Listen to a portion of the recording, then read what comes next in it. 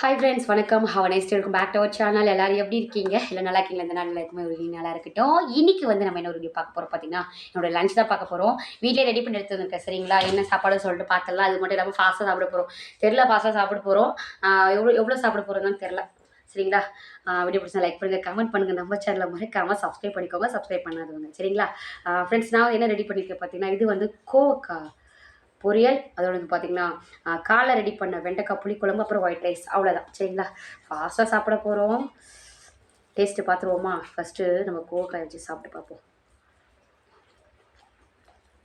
நல்லாயிருக்கு, ரொம்ப நல்லாயிருக்கு.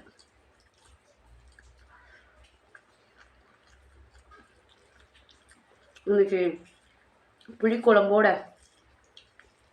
வெண்டைக்காய் புளிக்குழம்போட கோவக்காய் பொரியல் சரிங்களா? என்னுடைய லஞ்சு.